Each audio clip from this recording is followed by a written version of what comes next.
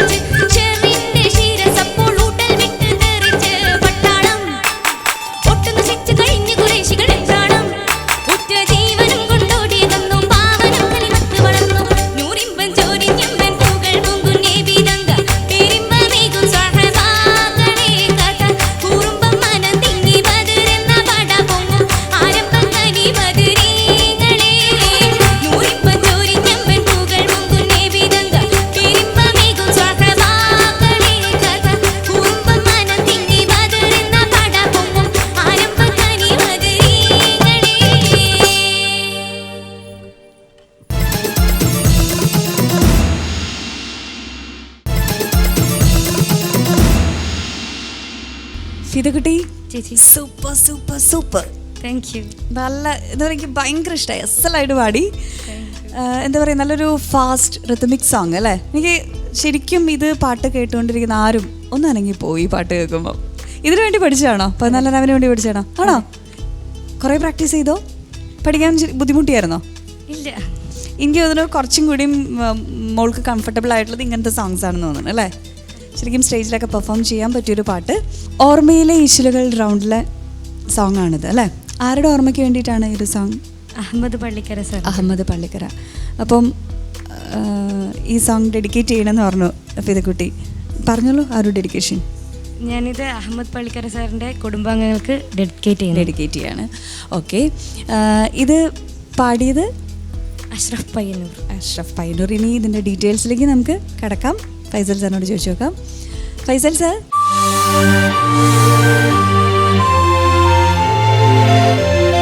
ഓർമ്മയിലെ ഇശലുകൾ എന്ന നമ്മുടെ ഒരു മാപ്പിളപ്പാട്ട് രംഗത്ത് രചന കൊണ്ട്, സംഗീതം കൊണ്ട്, പാട്ട് കൊണ്ടൊക്കെ ശ്രദ്ധേയരായി സംഭാവനകൾ അർപ്പിച്ച മഹാന്മാരുടെ അനുസ്മരിക്കുകയാണ്. അഹമ്മദ് പള്ളിക്കരയുടെ പാട്ട് ഇവിടെ മുമ്പ് പാടിയിട്ടുണ്ട്. മുഹസിൻ പാടി, ഒരുപാട് ആൾ പാടിയിട്ടുണ്ട് ഇവിടെ. അഹമ്മദ് പള്ളിക്കര ഉബൈദ് മാഷയ്ക്ക് ശേഷം അത്യുത്തര കേരളത്തിൽ ജനകീയമായ മാപ്പിളപ്പാട്ട് എഴുതിയ ആളാണ്. എല്ലാവരും പാടുന്ന നല്ല, ഇപ്പോൾ ഈ കാലത്തെ ഒരുപാട് ആളുകൾ പാടുന്നുണ്ട്. അപ്പോൾ ഞാൻ നേരത്തെ തന്നെ സൂചിപ്പിച്ചു, തിരുദാഹ മുത്ത് റസൂലുള്ളാഹിൻ്റെ മനസ്സെന്ന പൂവാടിക്കുള്ളിൽ മുഹബത്ത് പൂത്തൊരു രാജാത്തി, അതുപോലെ വെണ്ണക്കൽ പടവിങ്കൽ, ആറ്റൽ നബിയുടെ മകൾ ഫാത്തിമ, പാടി ബിലാലെന്ന പൂങ്കുയിൽ, അത് കേട്ടിട്ടുണ്ടാവില്ലേ മോളെ? ഇതെല്ലാ പാട്ടും ഇത്തരം ഒരു ജനകീയമായ പാട്ടുകളുണ്ട്. ഒരുപാട് പാട്ടുണ്ട് അദ്ദേഹത്തിൻ്റെ. അതൊക്കെ എഴുതിയത് ഒരു പുണ്യ റമളാനിൽ പണ്ട് BV ഖദീജ, അങ്ങനെ പറഞ്ഞിട്ട് ആ ഭാഗത്തു നിന്ന് വരുന്ന പ്രത്യേകിച്ച് അഷ്റഫ് പയ്യന്നൂരൊക്കെ പാടുന്ന പാട്ടുകളിൽ അധികവും അഹമ്മദ് പള്ളിക്കരയുടേതാണ്. ജീവിച്ചിരുന്ന കാലത്ത് അദ്ദേഹത്തെ വേണ്ടത്ര പരിഗണിച്ചിരുന്നു എന്ന് എനിക്ക് തോന്നിയിട്ടില്ല. കാരണം നമ്മുടെ മാപ്പിള കലാസാഹിത്യ രംഗം തന്നെ അദ്ദേഹം പാട്ട് എഴുതി, അങ്ങനെ അദ്ദേഹത്തിൻ്റെ ജീവിത വൃത്തി എന്നുള്ള രൂപത്തിൽ പാട്ടിനെ എടുത്തു എന്നല്ലാതെ, പ്രത്യേകിച്ച് താരാട്ട് പാട്ടിനൊക്കെ ഒരുപാട് മാർക്കറ്റുള്ള പ്രദേശമായതുകൊണ്ട് അവിടെയൊക്കെ സ്റ്റുഡിയോകളിൽ താരാട്ട് പാട്ടുകളൊക്കെ പാടി, പാട്ടുകൾ എഴുതി അങ്ങനെ ജീവിച്ചു എന്നല്ലാതെ അതിൻ്റെയൊക്കെ ഒരു മുഖ്യധാരയിലേക്ക് അദ്ദേഹത്തിൻ്റെ പാട്ടുകൾ അന്നും പാടിയിട്ടുണ്ട് എങ്കിലും വന്നിരുന്നില്ല എന്നുള്ളതാണ്. എന്നാൽ മരണത്തിന് ശേഷമാണ് ഇപ്പോൾ പുതിയ കാലഘട്ടത്തിൽ കണ്ണൂർ ഷെരീഫിനെ പോലെ, അഷ്റഫ് പയ്യന്നൂരിനെ പോലെ, ഇസ്മായിൽ തളങ്കരയെ പോലെയുള്ള ആളുകളൊക്കെ അദ്ദേഹത്തിൻ്റെ പാട്ടുകൾ എടുത്തു പാടുമ്പോൾ, കണ്ണൂർ സീനത്തൊക്കെ അദ്ദേഹത്തിൻ്റെ പാട്ടുകൾ എടുത്തു പാടുമ്പോഴാണ്, ഇപ്പോഴാണ് റിയാലിറ്റി ഷോകളൊക്കെ വന്ന കാലത്താണ് അഹമ്മദ് പള്ളിക്കരയുടെ പേര് ഇങ്ങനെ ഉയർന്നുയർന്ന് കേൾക്കുന്നത്. കാസർഗോട്ടുകാരനായിരുന്ന കലാസാഹിത്യ രംഗത്തെ പ്രഭാഷകനായിരുന്ന പ്രഗത്ഭനായ പത്രപ്രവർത്തകൻ നമ്മെ വിട്ടുപിരിഞ്ഞ KM മുഹമ്മദ് മാഷോട് ഞാൻ ഈ കാര്യം സൂചിപ്പിച്ചിരുന്നു. അദ്ദേഹം എന്നോട് പറഞ്ഞിട്ടുണ്ട്, ജീവിച്ചിരുന്ന കാലത്ത് അഹമ്മദ് പള്ളിക്കരയെ ഞങ്ങൾക്ക് വേണ്ടത്ര പരിഗണിക്കാൻ കഴിഞ്ഞില്ല എന്ന് പറഞ്ഞിട്ടുണ്ട്. ഏതായാലും ഒരു 10 വർഷം മുമ്പ് നമ്മോട് ഇവിടെ പറഞ്ഞ അഹമ്മദ് പള്ളിക്കരയെ അനുസ്മരിക്കുന്ന ഒരു റൗണ്ട് 14 രാവിലൂടെ മീഡിയ വൺ അദ്ദേഹത്തെ അനുസ്മരിക്കുന്നു എന്നുള്ളത് തന്നെ അദ്ദേഹത്തിൻ്റെ നാട്ടുകാരോട്, മോള് പറഞ്ഞല്ലോ കുടുംബത്തിന് ഡെഡിക്കേറ്റ് ചെയ്തു. അതോടൊപ്പം അദ്ദേഹത്തിൻ്റെ നാട്ടുകാരോട്, മാപ്പിളപ്പാട്ട് പ്രസ്ഥാനത്തോട് നമ്മൾ ചെയ്യുന്ന ഏറ്റവും വലിയൊരു കടമയാണെന്നാണ് ഞാൻ വിശ്വസിക്കുന്നത്. പിന്നെ നല്ല തിരഞ്ഞെടുപ്പാണ് മോള് പാടിയത്. പിന്നെ ഇത്തരം പാട്ടുകൾ പാടാൻ ഫിദ വിദഗ്ധയാണ്. ഓളമുണ്ടാക്കുന്ന പാട്ടുകൾ പാടി അങ്ങനെ തരംഗങ്ങൾ സൃഷ്ടിച്ച ചരിത്രങ്ങൾ ഇവിടെ ഫിദ ഉണ്ടാക്കിയിട്ടുണ്ട്. അതുകൊണ്ട് തന്നെ ഈ പാട്ടിൽ മോള് പെർഫെക്റ്റായി പാടിയിട്ടുണ്ട്. നല്ല രസമുണ്ടായിരുന്നു കേൾക്കാൻ. ഞാനവിടെ പറയുന്നത്, മോള് പല്ലവി പാടിയിട്ട് വീണ്ടും അനുപല്ലവി പാടിയിട്ട് വീണ്ടും പല്ലവിയിലേക്ക് വരുന്ന ഒരു പോർഷൻ ഉണ്ട്. അവിടെ വളരെ ഗംഭീരമായി മോളത് ചെയ്യുന്നുണ്ട്. നല്ല ഓർക്കസ്ട്രേഷനാണിത്, നല്ല ഓർക്കസ്ട്രേഷനാണ് ഈ പാട്ടിന്. അത് നമുക്ക് അവർക്കൊരു കയ്യടി കൊടുക്കേണ്ടതുണ്ട്. ഏതായാലും എല്ലാ നിലക്കും മുഹമ്മദ് പള്ളിക്കരെ അനുസ്മരിച്ച് ഭംഗിയായി പാടിയതിന് അഭിനന്ദനങ്ങൾ. Thank you Faisal sir. Shan sir. ഫിദക്കുട്ടി മോള് എക്സലന്റ്. Thank you sir. മോള് ഞെട്ടിച്ചേട്ടാ. ഇത് കുറെ സ്റ്റേജിൽ പാടിയിട്ടുണ്ട്. ഫസ്റ്റ് ടൈം ആണ്. അയ്യോ അത് പറയില്ല കേട്ടോ. ശരിക്കും അത്രയും കോൺഫിഡൻസ് ഉണ്ടായിരുന്നു. 0 പിച്ച് ഔട്ട്, ഒരു പിച്ച് ഔട്ട് പോലും ഇല്ല. കാരണം ഈ ഇങ്ങനെ ഒരു ഫാസ്റ്റ് സോങ് പാടുമ്പോൾ ഒരുപാട് കാര്യങ്ങൾ ഇതിൽ ശ്രദ്ധിക്കണം. നമ്മുടെ ബ്രെത്ത് മാനേജ്മെൻ്റ് ആണ് ഏറ്റവും ശ്രദ്ധിക്കേണ്ടത്. കാരണം ബ്രെത്ത് പോകുമ്പം പിച്ച് പോവും, ഇത് രണ്ടും പോയില്ലെങ്കിൽ ലിറിക്ക് പോവും, മറന്നു പോവും, അങ്ങനെയൊക്കെയാണ്. ഇത് ഒന്നുമില്ല, മോളത് അസലായിട്ട് മാനേജ് ചെയ്തു. എനിക്ക് ഒന്നുമില്ല, എനിക്ക് കുറ്റമായിട്ടൊന്നും പറയാനില്ല.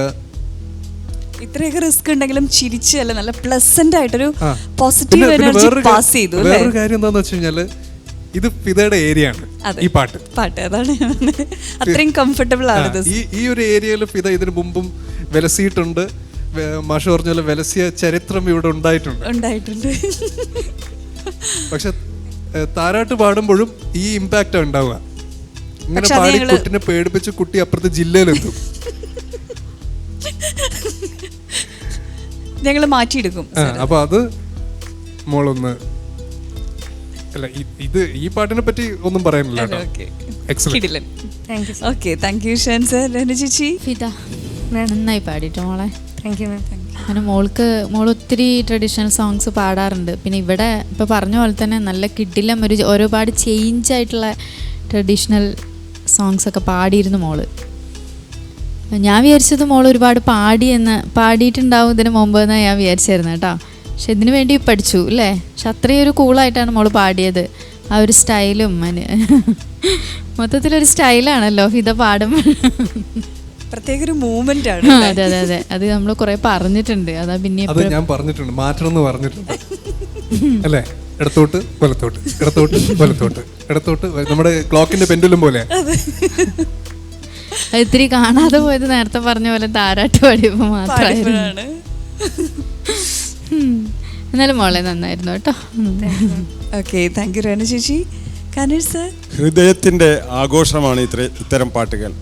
ഒരു പെർഫോമർ ആയിരുന്നെങ്കിൽ ഒരുപക്ഷെ കാലുകൾക്ക് വിശ്രമം നൽകാൻ കഴിയുമായിരുന്നില്ല എന്നാണ് ഞാൻ വിചാരിക്കുന്നത്. ഈ ഉത്തര കേരളത്തിൽ ഇശൽ ഗ്രാമം തന്നെയുണ്ട്.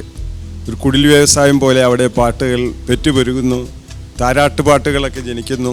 പലപ്പോഴും ഒരു കുട്ടി ജനിക്കുമ്പോൾ അതേ പാട്ട് തന്നെ കുട്ടിയുടെ പേര് മാറ്റി മറ്റൊരു അങ്ങനെയുള്ള ഒരു രീതി അവിടെയുണ്ട്. വളരെ കുറഞ്ഞ ചെലവിൽ നമുക്ക് റെക്കോർഡിംഗ് നിർവഹിക്കാനുള്ള സ്റ്റുഡിയോകളുമുണ്ട്. അങ്ങനെയുള്ള ഒരു അന്തരീക്ഷത്തിൽ നിന്ന് ഇത്തരം പാട്ടുകൾ ഒരുപാട് ജനിച്ചിട്ടുണ്ട്. പള്ളിക്കരയുടെ കഴിവ് നമ്മൾ മനസ്സിലാക്കുന്നത് ഒരുപാട് ഈ രീതിയിലുള്ള ഗാനങ്ങളിലൂടെയാണ്.